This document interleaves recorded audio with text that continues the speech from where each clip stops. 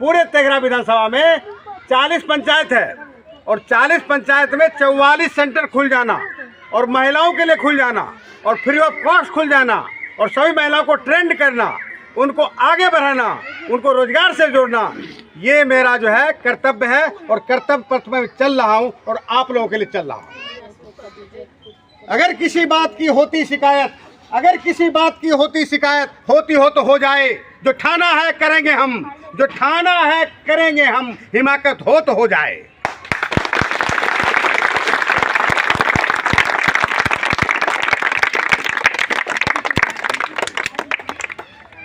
न गद्दारी न गद्दार अब मंजूर हमको, न गद्दारी न गद्दार अब मंजूर हमको, रहे सलामत देश मेरा, बगावत हो तो हो जाए। सबकी आस, सबका विश्वास, सबका विश्वास।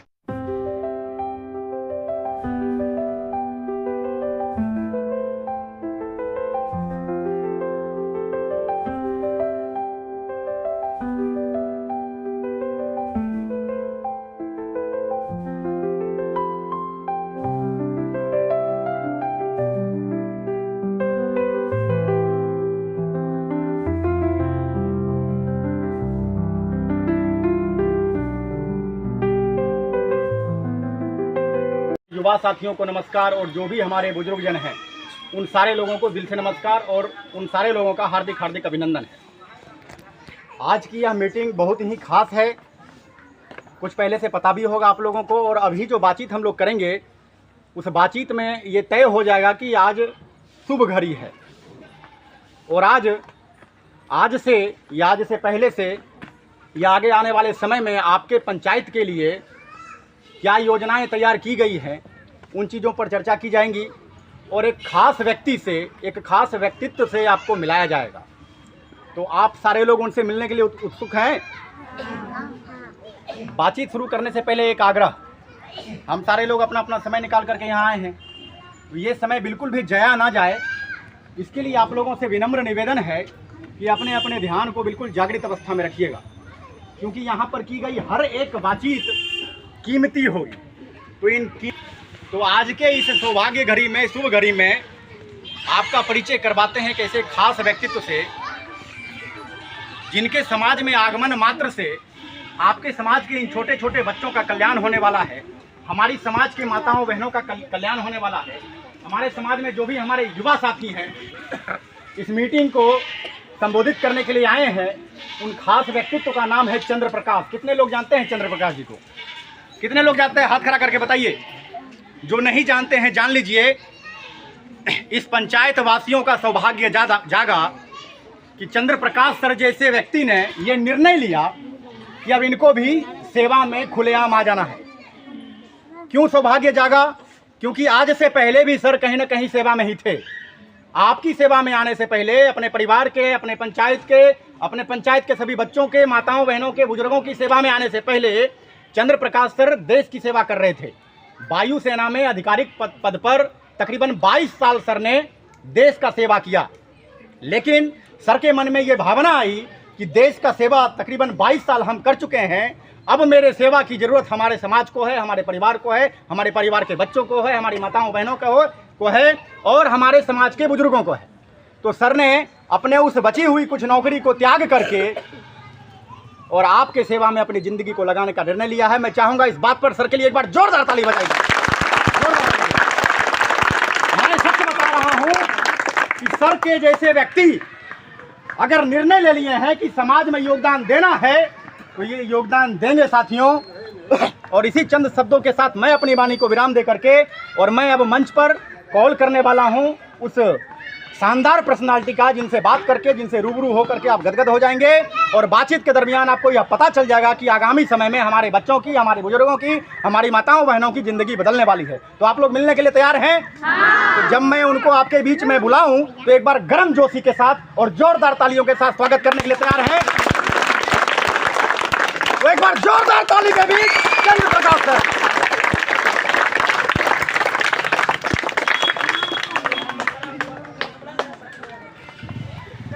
नमस्कार सभी आदमियों को, सभी महिलाओं को, माताओं को, बहनों को और भाइयों को। मेरा नाम चंद्र प्रकाश सिंह है और मेरा घर बरौनी फ्लैग के पास पंचायत 2 बरौनी में है। मैं 20 साल देश की सेवा करके आया हूँ और लगभग 8 साल से समाज सेवा में लगा हुआ हूँ। और इससे पहले भी करीब 30 साल से ऊपर हो गया, 33 साल हो गया मैं समाज सेवा का काम कर चुका हूँ और इतना बृहद कार्य किया हूँ कि लगभग 20,000 लोग उससे लाभान्वित हुए हैं। अभी 8 साल से बच्चों के लिए, युवाओं के लिए जो मैट्रिक इंटर पास हैं, ग्रेजुएशन पास हैं और 4थे क्लास, 5वीं क्लास, 6ठे क्लास बच्चे हैं, उनके लिए हर साल मैं मेधा प्रतियोगिता कराता हूँ आईकॉन्टा के सौजन्य से।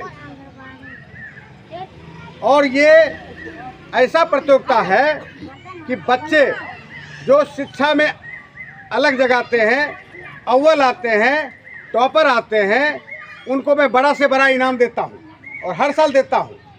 चाहे मोटरसाइकिल हो, लैपटॉप हो, मोबाइल हो, छात्रवृत्ति हो, कॉपी कलम किताब हो या बैग हो या घड़ी हो, मैं हर साल प्रदान करता हूँ। जो बच्चे जो है शिक्षा का अलग जगा रहे हैं, जो टॉपर बन रहे हैं, जिनका पोजीशन 1 होता है, उनको बड़ा से बड़ा इनाम हर साल देता हूँ। और आपको जानकर के खुशी होगी और आश्चर्य भी होगा कि पूरे 112 जिले का सर्वे हुआ था नवंबर में 2024 और उस नवंबर में जो अपना बेगूसराय जिला है वो नंबर 1 पे आया है। कुल 112 जिलों में 112 जिले का सर्वे हुआ था, उसमें बेगूसराय टॉपर बना है शिक्षा का अलग जगाने में और नीति आयोग ने इस बात को सराहा है। अभी आप लोगों के लिए हर पंचायतों में एक सिलाई कटाई प्रशिक्षण केंद्र महिलाओं के लिए, महिलाओं को सशक्त करने के लिए, महिलाओं को आगे बढ़ाने के लिए मैंने खोल दिया है। और आपको खुशी होगी इस बात की कि ये हमारा 44वां सेंटर है पूरे तेघरा विधानसभा में। ये 44वां सेंटर है। पंचायत कितना है आपको पता होगा। पूरे तेघरा विधानसभा में 40 पंचायत है और 40 पंचायत में 44 सेंटर खुल जाना और महिलाओं के लिए खुल जाना और फ्री ऑफ कॉस्ट खुल जाना और सभी महिलाओं को ट्रेंड करना, उनको आगे बढ़ाना, उनको रोजगार से जोड़ना, ये मेरा जो है कर्तव्य है और कर्तव्य पथ में चल रहा हूँ और आप लोगों के लिए चल रहा हूँ।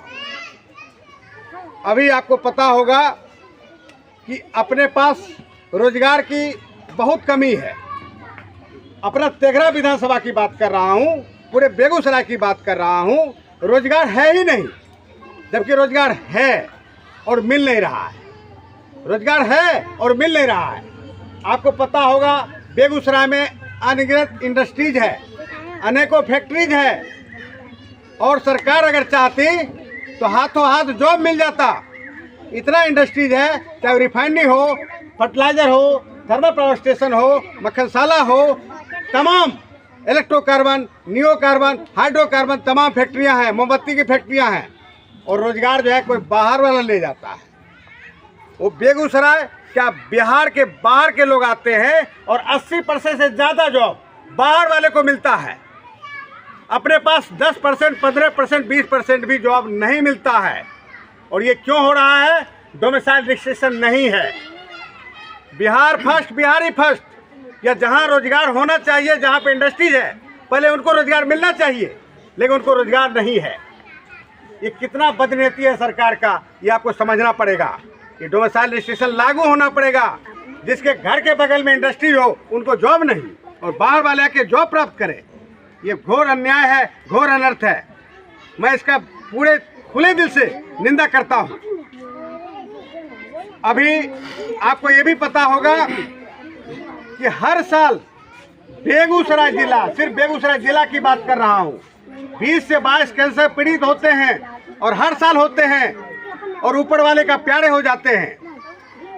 हमें पता चला ये बात कि बेगूसराय में कुछ ऐसी बात है जहाँ पे लोग कैंसर पीड़ित हो जा रहे हैं और हर साल पीड़ित हो जा रहे हैं। 20 से 22 लड़के, 20 से 22 आदमी, 20 से 22 औरत, इस तरह से हो रहा है। आखिर क्यों? इसका वजह क्या है? हम जानने की कोशिश किए। कोई बोला गंगा के किनारे कुछ ऐसा बात है, बेगूसराय गंगा नदी किनारे पड़ता है इसलिए वहाँ पे ऐसा है, कुछ बात है गंगा नदी में या कुछ आसपास, लेकिन ऐसा कोई बात नहीं था। एक्चुअल बात था इंडस्ट्रीज, फैक्ट्री जहाँ से प्रदूषण होता है, पोल्यूशन होता है, और पोल्यूशन जो है हम लोगों के जेहन में, सांस में जाता है, हम लोग के खाने पीने में जाता है। जो गेहूँ सुखाते, बिनटोली में था मैं पिछले 2-3 महीना पहले, और मैं देखा कि एक पौधे को मैं जस्ट टच किया तो पूरा पौधा जो है इसमें काला काला भरा हुआ डस्ट से, धूलकण से, राख से, गंदगी से, और जब छू रहा हूँ तो पूरा हाथ काला पड़ रहा है। और वही चीज़ खाने में जा रहा है, गेहूँ सुखा रहे हैं उसमें जा रहा है, और उसी को पिसाया जाता है। तो जब जाएगा शरीर में, पेट में जाएगा तो बीमारी तो फैलेगी ही। सांस में ऐसा फैला हुआ है, सांस में आपको जाता है। जब सांस लेते हैं तो धूलकण, जो गंदी चीज़ है, वो सांस में जाता है, फेफड़े में जाता है, और यही कैंसर का कारण बनता है। इसका कुछ निदान तो होना चाहिए, फिल्ट्रेशन होना चाहिए, कुछ उपाय होना चाहिए। हम क्यों मरें? हमारे पास इंडस्ट्री है, नौकरी भी नहीं, और मर भी रहे हैं। ये कैसे होता, कैसे क्यों हो रहा है? ये नहीं होना चाहिए। और सबसे बड़ी बात है, साक्षरता में भी मैंने देखा है 40 साल पहले जब मैं किताबें में पढ़ता था, जनरल नॉलेज किताब में, सामान्य ज्ञान की किताबों में, तो उसमें लिखा रहता था कि बिहार साक्षरता में सबसे निचले पायदान पे है। जब खोजता था ऊपर से तो बिहार सबसे नीचे पाता था, और आज भी वही हाल है। 40 साल बाद भी देख रहा हूँ तो साक्षरता में बिहार सबसे निचले पायदान पे है। आखिर ऐसा क्यों? ये कोई नेता आते हैं, प्रतिनिधि आते हैं, जनप्रतिनिधि आते हैं, ये उनका काम है, उनको देखना चाहिए, समस्या का निदान करना चाहिए। आपकी जो समस्या है उसको कौन निदान करेगा? जो जनप्रतिनिधि होता है वो गार्जियन होता है अपने विधानसभा का, और उसका ये दायित्व बनता है कि आप लोग का ध्यान दे, आप लोग की समस्या सुने, और उसका निदान होना चाहिए, निदान करे, लेकिन होता नहीं है। इसलिए मैं आपके बीच में आया हूँ, विधानसभा चुनाव लड़ने आया हूँ, और मैं मेहनत से पूरे सालों साल मैं मेहनत कर रहा हूँ, और आपके लिए कर रहा हूँ। और आप लोगों का भी दायित्व है कि ऐसे लड़कों को चुने, ऐसे नेताओं को चुने, ऐसे बेटों को चुने जो आपके काम आ सके। समय से पहले मैं आपको काम दिखा रहा हूँ, समय से पहले काम दिखा रहा हूँ। अभी विधानसभा चुनाव दूर है, कम से कम 3 महीना दूर है, और उसके बाद भी मैं सालों साल से आपके लिए सेवा में हाजिर हूँ, तत्पर हूँ। अगर किसी बात की होती शिकायत, अगर किसी बात की होती शिकायत, होती हो तो हो जाए, जो ठाना है करेंगे हम, जो ठाना है करेंगे हम, हिमाकत हो तो हो जाए।